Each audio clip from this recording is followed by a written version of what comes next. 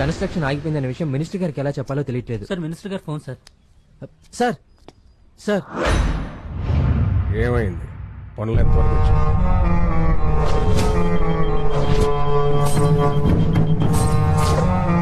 Narayanamurthy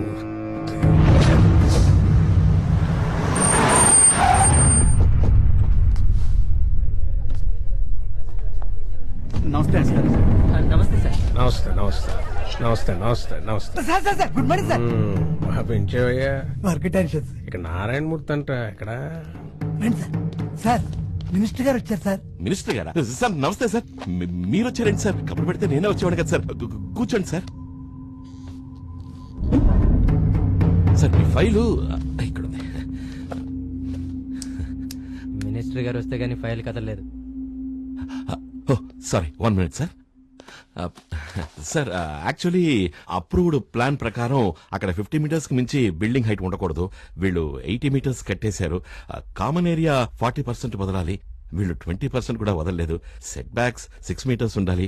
2 meters కూడా వదలలేదు. కావాలంటే చూడండి సార్. మాల్ కి వెస్ట్ లో స్కూల్ ఉంది, ఈస్ట్ లో పెట్రోల్ బంక్ ఉంది, సౌత్ లో హాస్పిటల్ ఉంది. మరి దాన్నే కదా సెంటర్ అంటారు. అక్కడ కడితేనే మాల్ అంటారు. కానీ ఏదైనా ఫైర్ యాక్సిడెంట్ జరిగితే ఫైర్ ఇంజన్ లోపలికి రావడానికి కూడా అవకాశం లేదు సార్. పక్కనే పెట్రోల్ బంకు, స్కూల్లో 100 మంది పిల్లల ప్రాణాలు, మాల్లో కొన్ని వేల మంది ప్రాణాలు. ఏదైనా అనుకోని ప్రమాదం జరిగితే ఊహకందని ప్రాణ నష్టం సార్. అంత ప్రాబ్లం ఉందని తెలిసి కూడా సంతకం పెట్టడం తప్పు కదా సార్. అంతుందా? మరి fire, traffic, police, urban department వాళ్ళంతా సంతకాలు ఎలా పెట్టేశారంట? వాళ్ళు పెట్టారని నేను సంతకం పెట్టి తప్పు చేయలేను సార్. ఏంటా ఇతను సంతకం ఏమైనా తీర్పు మీద జడ్జి సంతకమా, చట్టం మీద రాష్ట్రపతి సంతకమా? ఆఫ్టర్ ఆల్ ఒక గవర్నమెంట్ ఎంప్లాయీ సంతకం. మరికై క్షమించండి సార్. ఇలా చెప్తున్నానని తప్పుగా అనుకోకండి. మీరిందాక అన్నారే వాళ్ళు పెట్టారు వీళ్లు పెట్టారు అని. అలా అవినీతికి అలవాటు పడ్డ ఓ అధికారి కాలం చెల్లిన స్కూల్ బస్సులకి పర్మిట్లిస్తే బ్రేకు పడక యాక్సిడెంట్ అయి చనిపోయిన ఆ పసిపిల్లల ప్రాణాలకి ఎవరిది సార్ బాధ్యత? ఆ ఒక్క సంతకం పెట్టకపోతే ఆ పిల్లలందరూ బతికుండేవారు కదా సార్. బ్రిటిష్ కాలంలో కాటన్ దొర కట్టిన ధవళేశ్వరం బ్రిడ్జ్ ఇప్పటికీ చెక్కు చెదరకుండా నిలబడింది సార్. మనవాళ్ళు కడుతున్న ఫ్లైఓవర్లు పూర్తవ్వకముందే కూలిపోతున్నాయి. తేడా ఆ రోజు ఆ ప్రభుత్వాధికారి సంతకంలోని నిజాయితీనే. ప్రభుత్వాధికారి సంతకాన్ని ఆఫ్టర్ ఆల్ అనకండి సార్. ఇంకా సింపుల్ గా చెప్పాలంటే మీరు పుట్టారని కన్ఫర్మ్ చేయాలన్నా, బతికున్నారని కన్ఫర్మ్ చేయాలన్నా, చివరికి మీరు చచ్చిపోయారని కన్ఫర్మ్ చేయాలన్నా ఓ ప్రభుత్వాధికారి సంతకమే కావాలి sir. Which means the value of the signature decides past, present and future of the public. ఒక ప్రభుత్వాధికారి సంతకం అంటే 5 ఏళ్లకోసారి మారిపోయే ప్రభుత్వం కాదు సార్. 100 ఏళ్లు నిలబడిపోయే శాసనం. శాసనాలు ప్రజల కోసం రాస్తారు, కొంతమంది వ్యక్తుల కోసం కాదు. 30 ఏళ్ల నా నిజాయితీని ఎట్టి పరిస్థితుల్లోనూ వదులుకోను. ఇక మీరు బయలుదేరచ్చు. ఎవరితో మాట్లాడుతున్నావో తెలుసా? నువ్వెవరితో మాట్లాడుతున్నావో తెలుస్తుందా? 25 ఏళ్ల నా రాజకీయ అనుభవంలో ఇలాంటి ఆఫీసర్ ఎప్పుడైనా చూసావా? సంతకం ఎందుకు పెట్టరో ఆయన పద్ధతిలో ఆయన చెప్పాడు. మన పద్ధతిలో ఆయన చేతే మన ఫైల్ మీద ఎలా సంతకం పెట్టిస్తామో అది మన టాలెంట్. పెట్టిద్దాం. పెడతారు సార్, పెడతారు.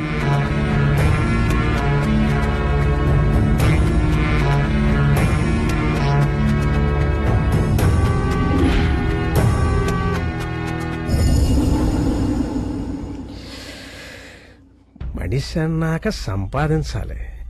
లంచాలు తీసుకోవాలి, మోసాలు చెయ్యాలి, ఓవరాల్ గా సంపాదించుకోవాలి. ఇదేంట్రా కొత్తగా నిజాయితీ అంటాడు? ఇప్పుడు తెలుగు అక్షరాల్లో ఎవ్వరికి చెప్పకుండానే అలా బండిరా తీసేసినట్టు జనం కూడా నిజాయితీ లాంటి పదాలు పేదాల నుంచి పలకడం మానేశారు. ఈడేమో 30 ఏళ్లుగా దాన్నే పట్టు కూర్చున్నాను అంటున్నాడు. నాకు తెలిసి ఈ భూమి మీద ఇలాంటోడు ఈడు ఒక్కడే ఉండుంటాడు. రే గజా, చిన్నప్పుడు జేబు దొంగతనాలు చేస్తుంటే ఓ రోజు పోలీసుడు కుళ్ళబొడి చేశాడు. ఏంట్రా అంటే పోలీస్ డ్రెస్ అన్నాడు. ఏదో కిందట్టి మీదట్టి మడతట్టి పోలీసుడిని అయిపోయా. ఓ రోజు స్టైల్ గా పోలీస్ స్టేషన్కి వెళితే ఎమ్మెల్యే కొట్టాడు. ఇదేంట్రా అంటే ఎమ్మెల్యే అన్నాడు.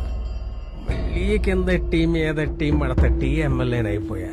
తీరా చూస్తే అసెంబ్లీలో అక్కడ ఇక్కడ కూర్చోబెడతారు. ఇదేంట్రా ఇదంటే నువ్వు మినిస్టర్ కాదు కదా అన్నారు. మినిస్టర్ అయిపోయా.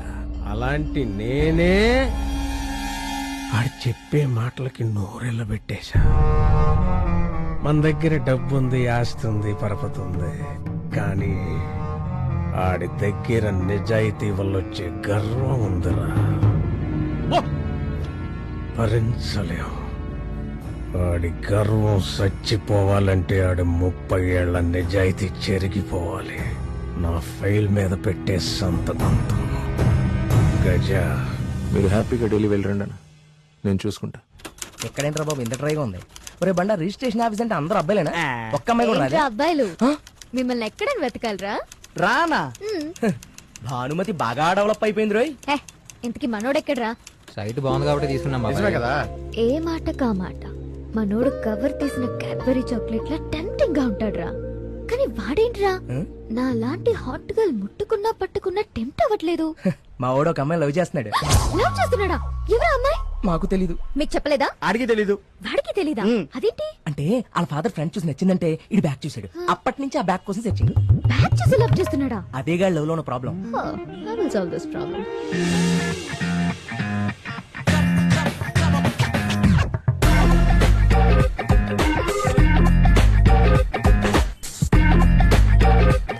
ఏంటి బ్యాగ్ చూసి లవ్ చేస్తున్నావంట?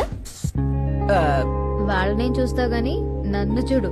అయినా అమ్మాయిని చూడాల్సింది బ్యాగ్ కాదురా, ఫ్రంట్.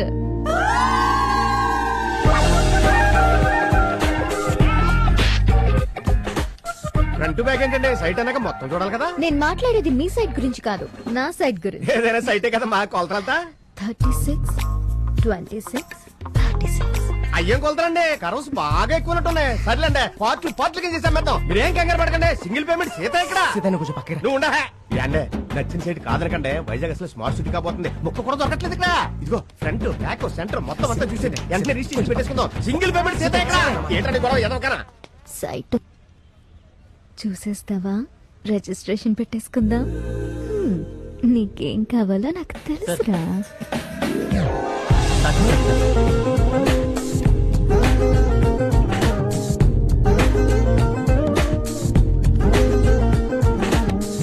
ఏమంటా?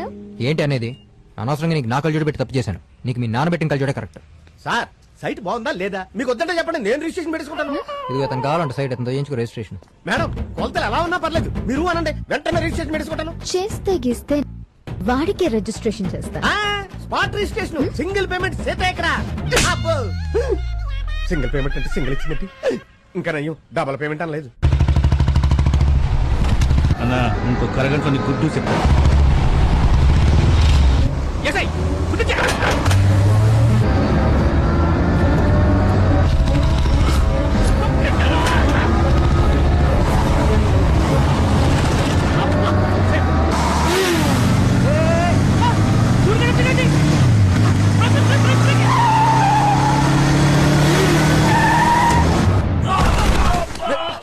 ఏమైందిరా?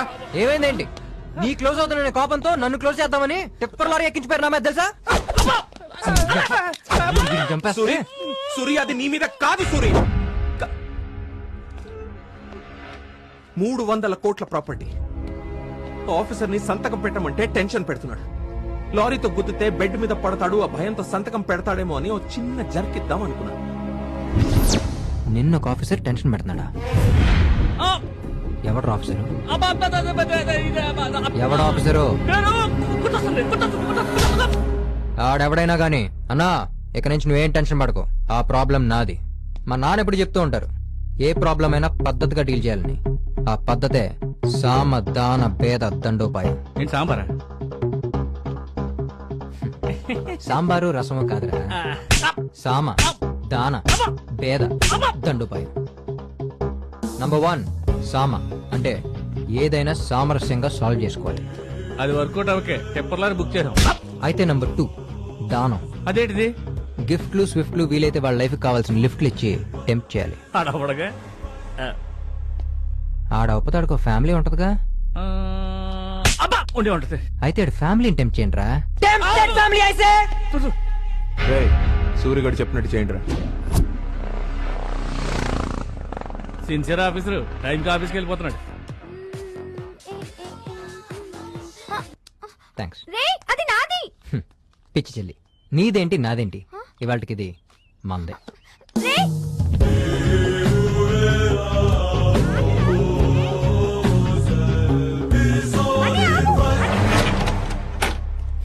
ఇప్పుడేం చేస్తావు?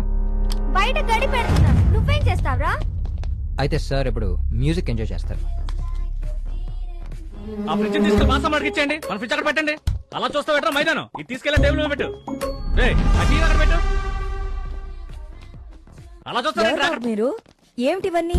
ఏదో అడ్రస్ తప్పొచ్చినట్టున్నారు. ఇది నారాయణమూర్తి గారి ఇల్లే కదమ్మా? అవును బాబు. కరెక్ట్ అడ్రస్ కే వచ్చావమ్మా. నారాయణమూర్తి గారు మా షాప్ కి వచ్చి షాంపూ కొన్నారు. ఆయన లక్కీ డ్రాలో ఈ గిఫ్ట్ అన్ని వచ్చాయమ్మా. అవునా బాబు? ఆ. పర్వాలేదులే, షాంపూకి నొరగా రాకపోయినా గిఫ్ట్లు ఇన్ని వచ్చినాయి. అమ్మా, నాన్నకోసారి ఫోన్ ఎందుకమ్మా? చేసి. సార్ ఇప్పుడే కదా బయటకు వెళ్ళారు, గిఫ్ట్ అన్ని వచ్చేసాయి కదా. అది కాదు బాబు, ఆ. అదే షాంపూ ఇంకో డజన్ తెమ్మందామని. కూర్చో. ఆ కరెక్టేరా. మీరెవరు? మీరేంటి సార్ ఇప్పుడే కదా ఆఫీస్కి వెళ్ళారు, అప్పుడు వచ్చారేంటి? ఇవాళ సండే. ముందే చెప్పాలి కదరా ఈరోజు సండే అని. అయినా మీరేంటి సార్ మార్కెట్కి వెళ్ళేటప్పుడు లుంగి కట్టుకెళ్ళాలి కానీ ప్యాంట్ వేసుకుని టచ్ చేసుకుని వెళ్తే సార్? మాకు ఒక ఐడియా ఉండాలి కదా సార్. మిమ్మల్ని ఎవరు పంపించారు? అంటే లక్కీ డ్రాలో ఈ గిఫ్ట్ అన్ని మీకు వచ్చినాయి సార్. ఎవరు పంపించారు? నేనే సార్. నన్ను గజ అంటారు, నా గురించి వినే ఉంటారు. నేను మీ అంత మంచోడిని కాదు సార్. మినిస్టర్ తో సంతకం పెట్టనని మీరన్నారు, పెట్టిస్తానని నేనన్నాను. 3 రూపాయల పెన్ను, 3 చుక్కల ఇంకు, 30 సెకండ్ల టైం కేటాయిస్తే 3 లక్షల లాభం. ఏ వ్యాపారంలో వస్తుంది సార్? నేను వ్యాపారం చేయట్లేదు, ఉద్యోగం చేస్తున్నాను. మా కోసం చేయండి సార్, మీరు హ్యాపీగా ఉంటారు. సార్, కొత్తగా తప్పు చేయాలనుకున్నోడు కంగారు పడతాడు, తప్పు చేసినోడు భయపడతాడు. కానీ తప్పుకు అలవాటు పడినోడు దేనికైనా తెగిస్తాడు, నాలాగా. తీసుకురా. నిజాయితీగా ఉండేవాడు హ్యాపీగా ఉంటాడు, నిజాయితీగా పనిచేసేవాడు గర్వంగా ఉంటాడు. అది అలవాటైన వాడు దేనికైనా తెగిస్తాడు, నాలాగా. తెగించిన వాడిని భయపెట్టాలనుకోవడం మీ అమాయకత్వం. అవన్నీ తీసుకుని బయలుదేరండి. బయలుదేరుతాం సార్, కానీ మా పని అయ్యేదాకా వదలను. నాన్న, అన్నయ్య లోపల ఉన్నాడు, నేనే గడిపెట్టాను. వద్దమ్మా. మీ అబ్బాయా సార్? బయటకు వస్తే భయపడిపోతావారా? ఓ బాలరామ్ అన్నాడు సార్, బయటికి సాగతాడు, చూసేస్తాం. ఆడిస్తే నీకుంటది. రేయ్, పదండ్రా. ఏయ్, అది కూడా తీసుకెళ్ళు. ఫ్రీకి ఇస్తానంటే వద్దంటే ఈయనేం మనిషి. అది గిఫ్ట్ కాదు, ఫోటో. మాకు తెలుసులేండి, మాకు ఇంకేజ్ అయిపోలేదు. ముందు ఆ తలుపు తీయండి. ఓ తెగ బాధేస్తున్నాడు. ఎంతసేపు తలుపు తీయటానికి? ఏంటంత దూరం ఉన్నారు? అన్నయ్య, అది ఈ సేల్స్ మ్యాన్ వచ్చి అవి ఇవి కొనమని టెన్షన్ పెట్టాడు. ఎవరిని? నన్నురా. నిన్న అయితే పర్లేదులే. రేయ్, అమ్మన్ రా. బావా, ఈ మాల్ లో అన్ని ఐటమ్స్ మీద ఫ్లాట్ 50% డిస్కౌంట్ రా. డ్రైవర్ల మీద కూడా ఇస్తారా? నీకు ఇస్తారా? తింటాడి ఇది వచ్చిందంట్రా. బావా, అందరూ నిన్ను చూసి భయపడతారు, నువ్వేంట్రా తన చూసి భయపడుతున్నావు? ఏం చేస్తావురా, పిలిచి మరీ పూసుకున్నావు. దీన్ని లైఫ్ ఎంజాయ్ చేయమంటే నన్ను ఎంజాయ్ చేస్తుంది. ఎక్కడా? అర్జెంట్గా ఎస్కేప్ అయిపోవాలి.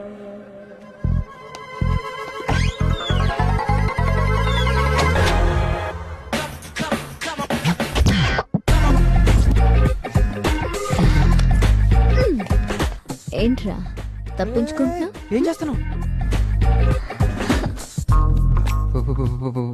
Back back back.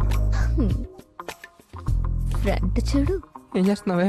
అబ్బాయి వెయిట్ చేయకూడదు, అమ్మాయి లేట్ చేయకూడదు. దా. నా అంత కంఫర్ట్ నీకెవరిస్తారు చెప్పు? ఏంటి ఇది? ఇది ట్రయల్ రూమ్. ట్రయల్ ఇస్తావా? సూరి సూరి,